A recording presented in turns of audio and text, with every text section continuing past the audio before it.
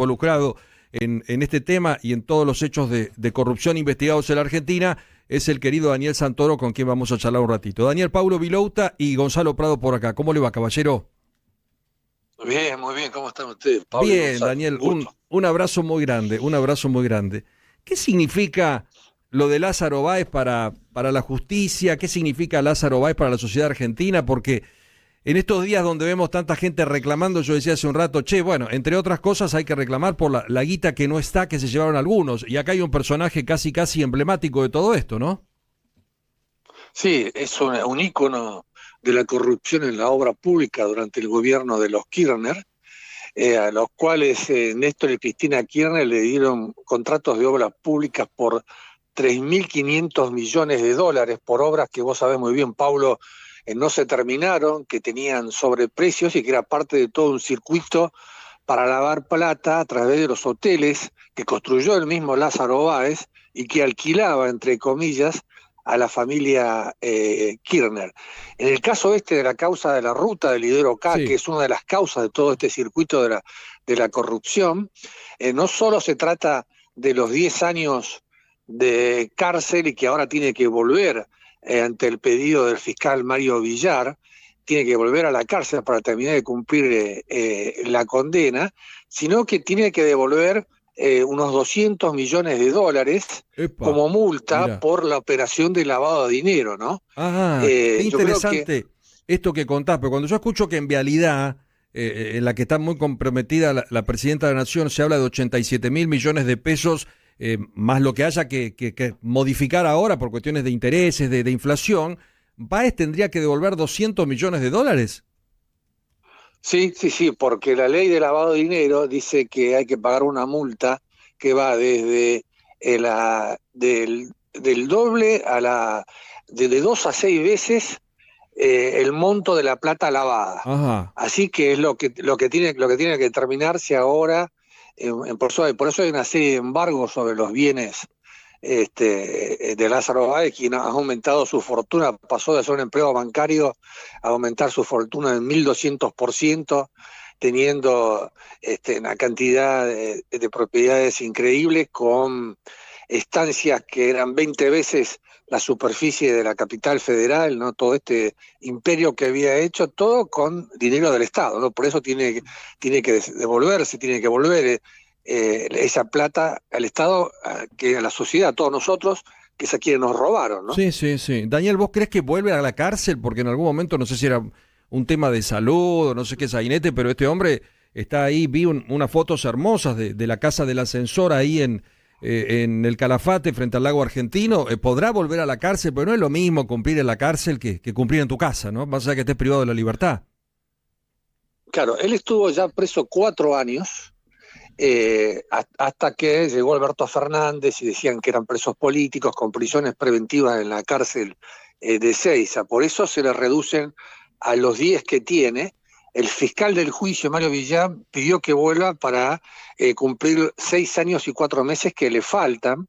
Y ahora el Tribunal Oral Federal 4 le dio 3 días a las defensas para que presenten argumentos en cuanto al cálculo Ah, y en cuanto a si hay enfermedades. Y en el tema de los 70 años, pero Lázaro Báez tiene 68 años, claro. entonces no tiene derecho al arresto domiciliario. Además, Pablo tiene otras 2 condenas a 4 años por evasión de impuestos, porque no solamente le robaron al Estado, lavaron plata en Suiza, sino que no pagaba los impuestos. Así que cuando esas otras 2 condenas queden firmes, estamos hablando un cálculo aritmético que no es lo mismo que el cálculo que hacen los jueces, de los jueces, que es una condena de 18 años de prisión Epa, por estos y otros procesos que todavía tienen marcha, porque claro, claro. acuérdense ustedes que todavía falta el tema de que quede firme la vialidad, donde él también Está tiene, metido, claro, claro, claro. está metido. Entonces va a haber una sumatoria, es decir, que va a terminar su vida en la cárcel o con arresto domiciliario hasta que cumpla 70 años, a menos que tenga alguna enfermedad Claro, claro, que se pueda muy quedar ahí grave. donde está. Mm. Daniel, buenos días. Aquí lo saluda Gonzalo Prado. Usted en los 90, recuerdo, escribió un libro que contaba cómo había sido el proceso que había hecho el expresidente Carlos Menem en contratar, perdón si la palabra no es la más correcta, sabuesos para buscar a los evasores fiscales en la Argentina. 30 años después, ¿cambió algo? ¿Sigue habiendo, tiene capacidad el Estado realmente de perseguir evasión tributaria o busca ser cómplice como pasó en el caso de Lázaro Báez? Bueno, esto, con una economía con el 50% negro, la respuesta es que hemos fracasado, ¿no? Mm. Y lo que han hecho la mayoría de los gobiernos es, como dicen los técnicos, cazar adentro del zoológico, es decir, aumentarnos los impuestos o las inspecciones a los que pagamos los impuestos, ¿no? En Argentina, vos sabés que el segundo deporte nacional después del fútbol es la evasión de impuestos, lo digo con Conocimiento de dolor, ¿no? causa, sí. Por Con las conocimiento de las causa. investigaciones que ha hecho. Claro, no hay, Argentina no, ustedes hagan una comparación. Yo he visto mozos en Estados Unidos que están preocupados porque de la propina tienen que pagar impuestos, ¿no? Impuestos, sí, sí, sí, Hay, sí. un- hay- Porque yo sé que es una cosa que a nadie le gusta, pero sin impuestos no hay Estado y sin Estado no hay democracia. Estoy hablando de un Estado eficiente, no estoy hablando de un Estado elefanciásico ni un Estado lleno de ñoqui, ¿no? Mm. Pero sí, ¿no? Obviamente eso... eh, yo no sé qué va a hacer ahora el organismo que más datos tiene en la Argentina de los argentinos, es la ex AFIP, el ARCA. Mm. No sé qué va a hacer el gobierno de Milei, pero a mí me decía siempre mi profesor de ciencias políticas, lo que un presidente tiene que manejar siempre es la recaudación de impuestos y el servicio de inteligencia. Son las dos cosas que tiene que manejar, aparte de hacer política, ¿no? Sin duda. Daniel, antes de despedirte, hoy escribiste, con su jugada, la ex vice Cristina Fernández ganó un mes para lograr la inmunidad de arresto. ¿Cómo estás viendo este tema? Porque muchos dicen, che, la Corte nunca interviene en años electorales, pero me parece que estamos ante un hecho excepcional, no es un tema menor, es saber si Cristina Kirchner se confirma o no su condena y termina o no presa. ¿Cómo estás viendo este escenario? Bueno, el tema es que si ella se presentaba candidata nacional,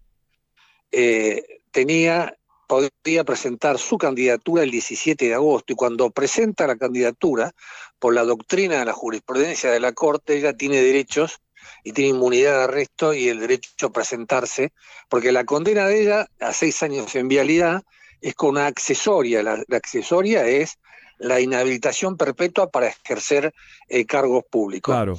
El tema es que ella, la candidatura en la provincia de Buenos Aires para diputada bonaerense, para las elecciones de septiembre, vence el 19 de julio. Entonces, en esta carrera de nervios con la Corte que ya empezó a analizar el caso de Cristina y las otras quejas, recursos de queja de los otros condenados, y el recurso de queja del fiscal, que el fiscal, a través de Eduardo Casal, el jefe de los fiscales, pidió que se duplique la condena. Ella ya tiene, entre esta diferencia, entre el 17 de agosto, ella apenas presente su candidatura y se cierre el 19 de julio la presentación de candidaturas en la provincia, ella automáticamente ya tiene inmunidad de arresto. Claro, y claro. Tiene el derecho a ser diputada por 4 años.